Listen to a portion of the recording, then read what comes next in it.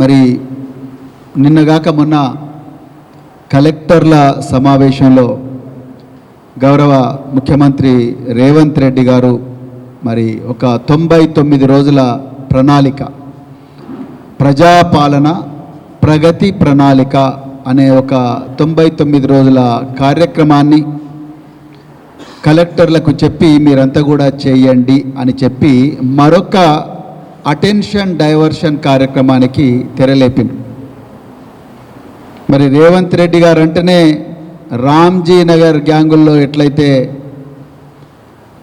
దృష్టి మరల్చి బంగారం వెతకపోతారో అదేవిధంగా 6 గ్యారంటీల అమలు చేయడం చేతకాక ప్రతిసారి కూడా ప్రజలు ఈ 6 గ్యారంటీల మీద అడిగినప్పుడు, మరి ముఖ్యంగా భారత రాష్ట్ర సమితి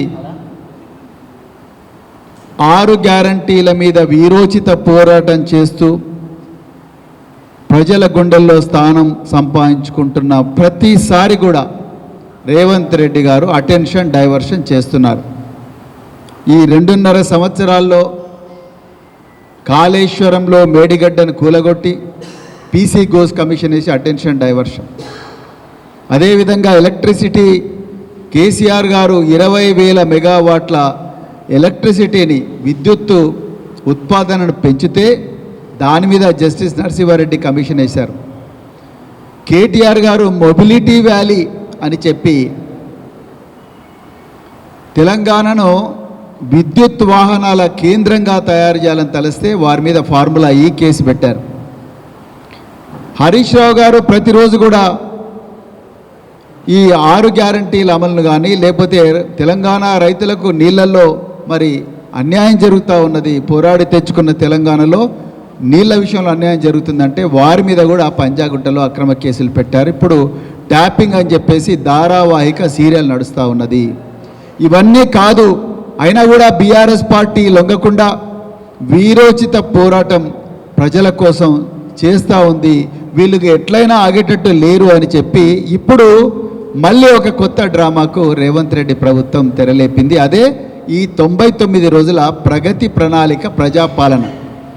మీరు ప్లానింగ్ డిపార్ట్మెంట్ ఇచ్చిన గైడ్లైన్ చూస్తే నిజంగా ఆశ్చర్యం వేస్తుంది.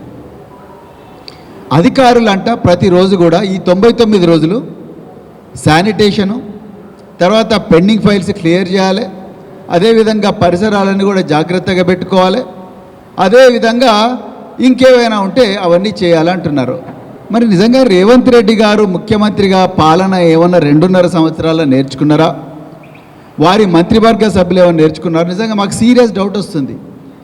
అయ్యా రేవంత్ రెడ్డి గారు, అదేవిధంగా మరి రెవెన్యూ మంత్రి పొంగులేటి శ్రీనివాసరెడ్డి గారు, మిగతా మంత్రులందరూ కూడా మీరు ఈ 99 రోజుల ప్రజాపాలనలో ఇచ్చిన ప్రతి అంశం కూడా, అది పరిసరాల పరిశుభ్రత కానీ, మరి అదేవిధంగా పెండింగ్ ఫైళ్ళ క్లియరెన్స్ కానీ, లేకపోతే ప్రజల ఫిర్యాదులు వినడం కానీ, ప్రతిరోజు కూడా ప్రభుత్వ ఆఫీసుల్లో అందరూ చేయవలసిందే.